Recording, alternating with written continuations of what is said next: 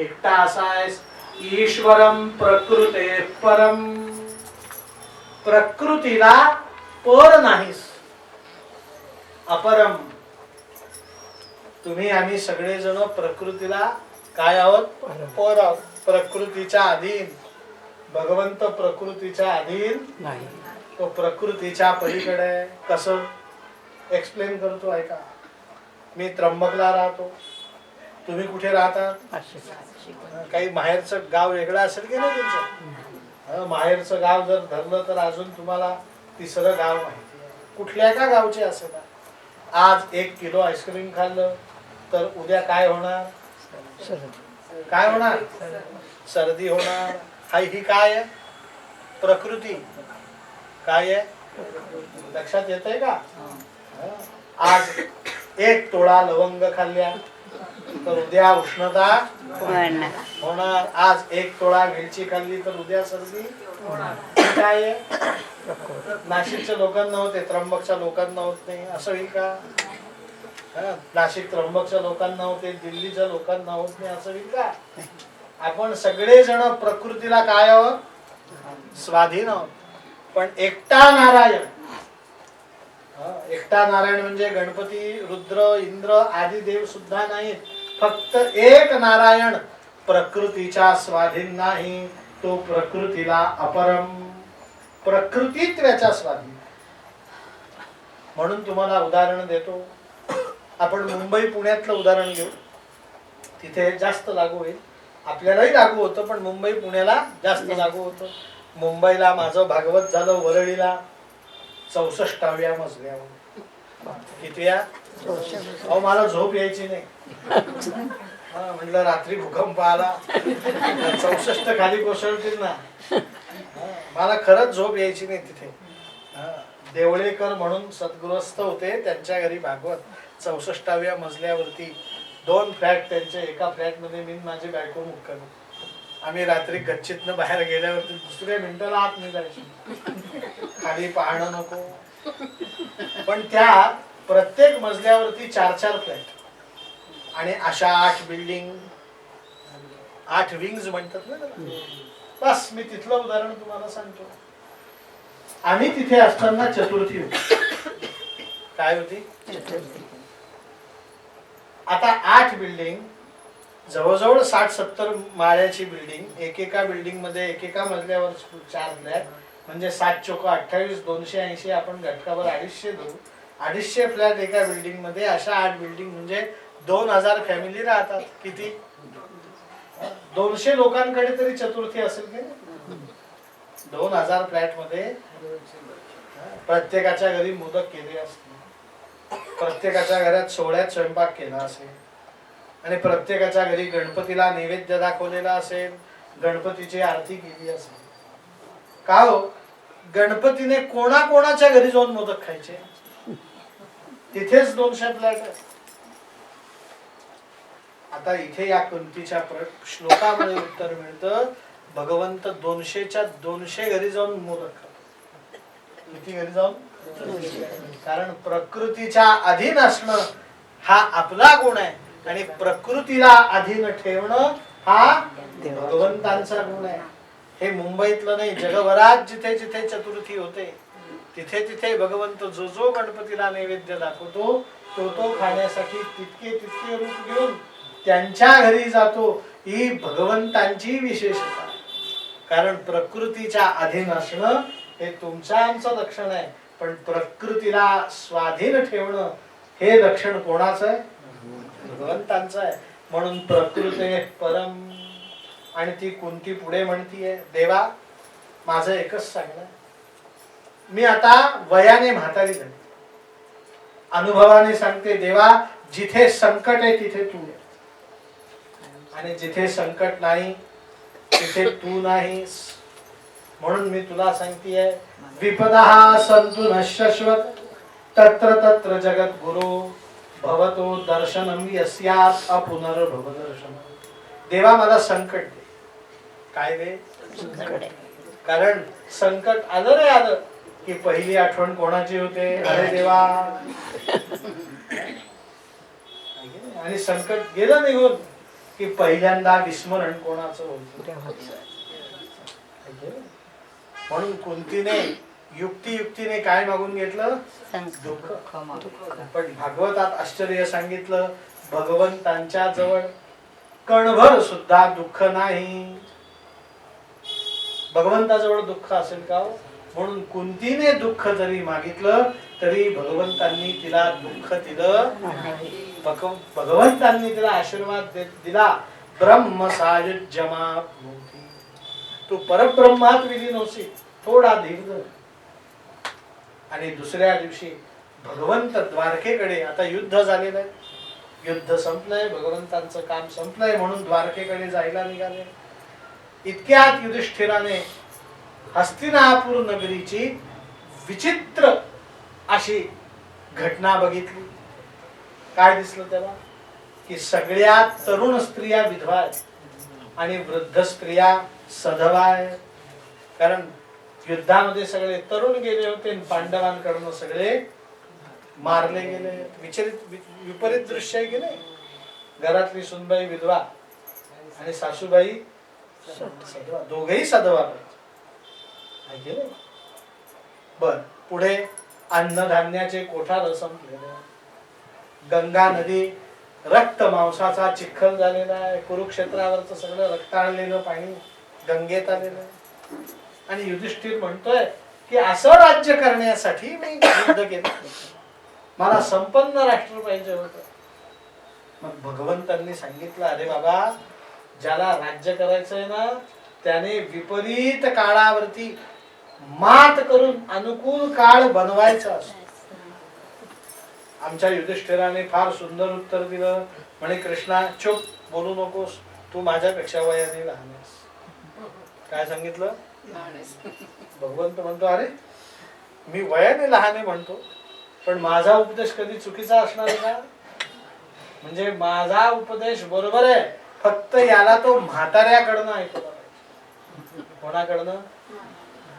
काही ठिकाणी माणसाला तरुण माणसं आवडतात, पण काही ठिकाणी तरुण माणसं चालत नाही. उदाहरणार्थ डॉक्टर पाहिजे तर कसा पाहिजे? म्हातारा अनुभवी. कसा पाहिजे? तरुण डॉक्टरावरती काय बसत नाही. पण विमानाचा पायलट असेल, मला न्यूयॉर्कला जायचं, 24 तास विमान चालवायचं, त्या पायलटने सांगितलं माय नाम is John and I am 85 years old. आपल्याला हार्ट अटॅक येईल. लक्षात ठेवा, गाडीचा ड्रायव्हर तरुण पाहिजे, शरीर तपासणारा डॉक्टर वृद्ध पाहिजे. माणसाच्या एक संकल्पना आहे. असो, म्हणून दुसऱ्या दिवशी परत रथ तयार केला आणि सगळ्या पांडवांना घेऊन भगवंत हस्तिनापूरवरून कुरुक्षेत्रावरती आले. भीष्म पितामहांजवळ. कोणाजवळ आले? भीष्म पितामह शरपंजरी पडलेले होते. त्या शरपंजरी असलेल्या भीष्म पितामहांनी युधिष्ठिराला उपदेश केला. काय काय उपदेश केला? राजधर्मान, दान धर्मान, मोक्ष धर्मान विभागशः, स्त्री धर्मान, भगवत धर्मान, समासभ्यास योगतः. राजधर्म, दान धर्म, स्त्री धर्म, भगवत धर्म, मोक्ष धर्म, आपद धर्म, सगळे धर्म समजून सांगितले आणि युधिष्ठिराचं मन शांत केलं. आणि शांत मनाने युधिष्ठिराने प्रश्न विचारला. तुम्हाला येत असेल तर म्हणा. वैशंपायन उवाच श्रुत्वा धर्मान शेषेण पावनानि च सर्वशः युधिष्ठिरः शान्तनवं पुनरेवाभ्यभाषत. युधिष्ठिर उवाच. युधिष्ठिराने प्रश्न विचारला. किमेकं दैवतं लोके किं वाप्येकं परायणं स्तुवन्तः कंकमर्चन्त प्राप्नुयुर्मानवा शुभं. को धर्मः सर्वधर्माणां भवतः परमो मतः किंजपन्मुच्यते जन्तुर्जन्म संसार बन्धनः. श्री भीष्म उवाच. जगत्प्रभुं देवदेवं अनंतं पुरुषोत्तमं स्तुवन्नाम सहस्रेण पुरुषः सततोत्थितः. आमच्या युधिष्ठिराने विचारलं, तुम्ही मला एवढे धर्म सांगितले, या जगातला सर्वोत्कृष्ट सगळ्यात श्रेष्ठ धर्म कुठला? भीष्म पितामहांनी उत्तर दिलं, विष्णू सहस्त्रनाम म्हणणं हा या जगातला सर्वोत्कृष्ट धर्म आहे. काय धर्म आहे? मी फार खोलात सांगत नाही, अनुभव घ्या. जेवणाच्या आधी सकाळी आणि रात्री झोपण्याच्या आधी 2 वेळा विष्णू सहस्त्रनाम म्हणा. किती वेळा? 2 वेळा. तुम्हाला एका वर्षाच्या आत देव तुमच्या जवळ आहे याची अनुभूती. विष्णू सहस्त्रनाम कलियुगात फार प्रभावी आहे. त्या विष्णू सहस्त्रनामात फलश्रुतीत सांगितलंय, न क्रोधो न च मात्सर्यम न लोभो न शुभामती भवन्ति कृत पुण्यानां भक्तानां पुरुषोत्तमे. तुम्हाला क्रोध करावा लागत नाही, लोभ करावा लागत नाही, मोह करावा लागत नाही, मद करावा लागत नाही, मत्सर करावा लागत नाही, वाईट बुद्धी ठेवावी लागत नाही. सगळं नारायण घरी आणून देतो. काय आणून देतो? घरी. तुम्हाला खूप उदाहरणं देऊ शकेल. मी तुम्हाला आज एवढंच सांगतो, विष्णू सहस्त्रनाम म्हणायला घ्या. काय घ्या? विष्णू सहस्त्रनाम म्हटलं. तुम्हाला हेही सांगतो, विष्णू सहस्त्रनामा व्यतिरिक्त काही म्हणू, फक्त काय म्हणायचं? विष्णू सहस्त्रनाम. तुम्हाला त्याची फार उत्तम अनुभूती आहे. भीष्म पितामहांचं वाक्य आहे, त्वमेव चार्चयन् नित्यं भक्त्या पुरुषमव्ययम्. अव्यय पुरुष, ज्याला व्यय नाही. व्यय म्हणजे क्षय नाही, जो सदैव वाढताय. विष्णू होणारा भगवंत आहे.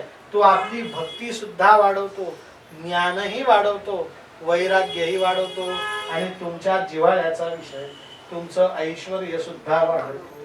काय वाढवतो? तुम्हाला मी नाव नाही सांगणार, नाव सांगितलं तर खोटं वाटेल म्हणून सांगितलं. भारतातला सर्वात श्रीमंत मनुष्य जो कोणी असेल तो, त्याच्याकडे आम्ही लग्नाला गेलेलो होतो. त्यांच्या घरात 16 वेळा विष्णू सहस्त्रनाम रोज म्हणतात. किती वेळा? 16 वेळा. माझ्या शब्दांवर विश्वास ठेवा. विश्व हिंदू परिषदेची एक VIP यादी आहे. आम्हाला राम मंदिरात प्राण प्रतिष्ठेचं निमंत्रण आलं. कुठे आलं? 22 जानेवारीला झाली की नाही, आता 1 वर्ष. आम्ही 6 दिवस अयोध्येला होतो प्राण प्रतिष्ठेच्या दिवशी. केवढं भाग्य आमचं. टिंबकडे लग्नाला होतो. आता कोणाकडे होतो काय करायचं आपल्याला? होतो. आम्हाला मोठ्या मोठ्या ठिकाणी निमंत्रण येतात, आम्ही जातो. त्यांचं मोठेपण कुठे आहे, ते किती श्रीमंत आहे ते नाही महत्वाचं, ते विष्णू सहस्त्रनाम म्हणतात. काय म्हणतात? तुम्ही माहेश्वरी समाज, मारवाडी लोक असतील, आजूबाजूला मैत्रिणी असतील तर बघा, एकादशीच्या दिवशी त्यांच्या घरात एकादशी नाही करत, पण भात नाही शिजवत. काय नाही शिजवत? भात नाही. भागवत कुठेही असो शिधा घेऊन येणार.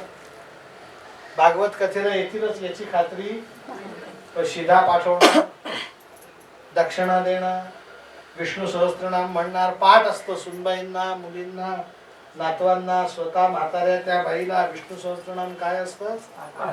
कारण कलियुगामध्ये सगळ्यात प्रभावी स्तोत्र जर कुठलं असेल तर ते कुठलं आहे? विष्णू सहस्त्रनाम. कोणी सांगितलंय म्हणायला? भीष्म पितामह. आता भागवतात लिहिलेलं नाही, पण महाभारतात लिहिलंय म्हणून सांगतो की भीष्म पितामहांनी ज्या क्रमाने नावं म्हटले, 1, 2, 3 हजार नाव आहेत ना, हे कोणी लक्षात ठेवायचे? आता मी सकाळी कथा काय सांगितली, एक तुम्हाला कथा संपल्यावर आठवणार.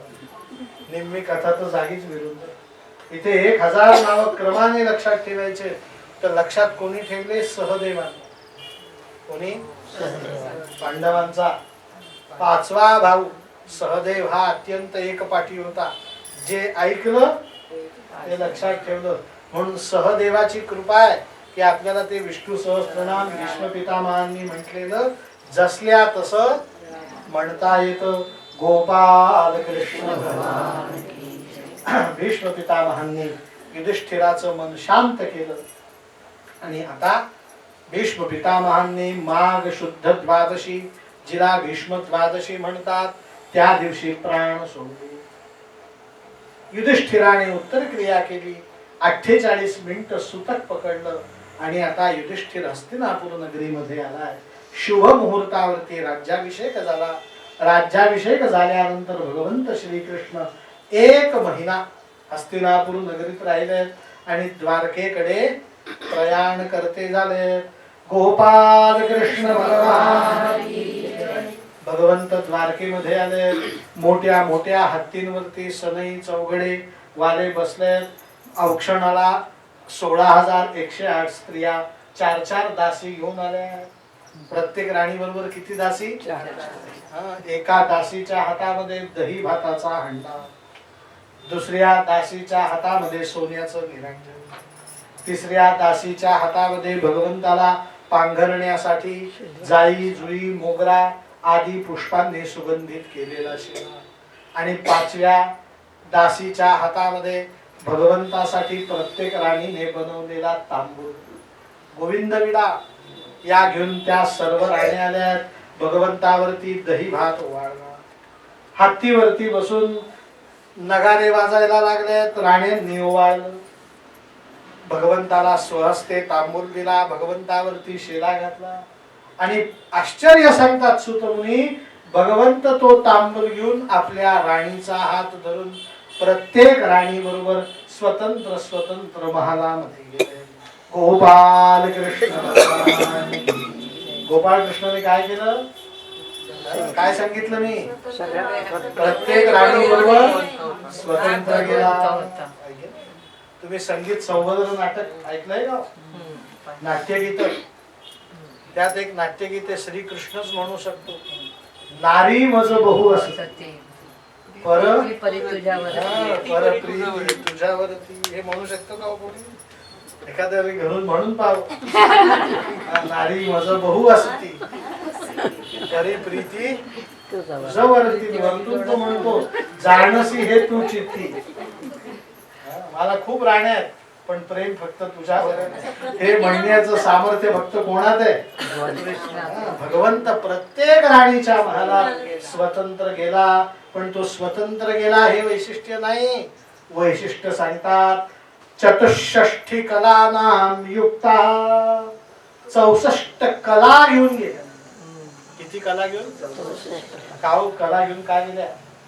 तर भगवंतांचा विरह झालेला आहे राण्यांना. युद्ध संपेपर्यंत भगवंत घरी नाही.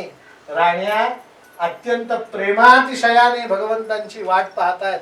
मग त्या राणींच्या हृदयाला झालेला विरह भरून काढण्यासाठी, हृदयाला शांतता देण्यासाठी भगवंतांनी 64 कला घेऊन प्रत्येक राणीच्या राणवशात प्रवेश केला आणि 64 कलांनी त्या राणीचं मनोरंजन केलं. आता भागवत सांगून घरी गेल्यावर 7व्या दिवशी आम्हाला अनुभव असतो. बायको किती बडबड करते. तुम्हाला काय जातं 7 दिवस बाहेर राहिला, घरी मीच एकटी, सगळं मीच पाहायचं, तुम्हाला तर काही नाही, तिकडे राजासारखे राहतात वगैरे वगैरे वगैरे. मग तिला किती कलांनी मनोरंजन करावं लागते आम्हाला माहिती. आता या भगवंतांच्या राण्यात भगवंतांनी प्रत्येक राणीचं मनोरंजन केलं आणि आता भगवंत द्वारकेमध्ये स्थिरावले. असा शब्द वापरला, द्वारकां परब्रह्मं च युञ्जेत. दुसऱ्या दिवसापासून या द्वारकेमध्ये अनेक देवदेवता, यक्ष, किन्नर, नग, नाग, अप्सरा, अनेक देवर्षी, राजर्षी, महर्षी, योगर्षी, ब्रह्मर्षी, यमदर्षी यायला लागले आणि द्वारकेचं जनजीवन परत सुरळीत झालं. गोपाल कृष्ण भगवान श्रीकृष्ण नव्हता तोपर्यंत द्वारकेत कोणी येत नव्हतं. भगवंत आला आणि द्वारकेमध्ये परत काय झाला? आनंदी आनंद झाला. आता इकडे भगवंत गेलेत आणि 4 महिन्यांचा कालावधी झाला आणि उत्तरेने आकाशामध्ये 5 ग्रह उच्चीचे असताना माध्यान्ह काळी अभिजित मुहूर्तावरती एका सुलक्षणी पुत्राला जन्म दिला. श्री परीक्षित महाराज. उत्तरेच्या ब्रह्मास्त्राने मेलेला पुत्र ज्याने जिवंत केला तो पुत्र आकाशात 5 ग्रह उच्चीचे असताना काय आला? जन्माला आला. पण जन्माला आल्या आल्या बालकाला दृष्टी नसते बरं का. आल्या आल्या त्याला नजर आलेली, पण तो बालक परितहा इक्षती सारखा इकडे तिकडे बघू लागला. कारण गर्भात त्याला कोण दिसायचा?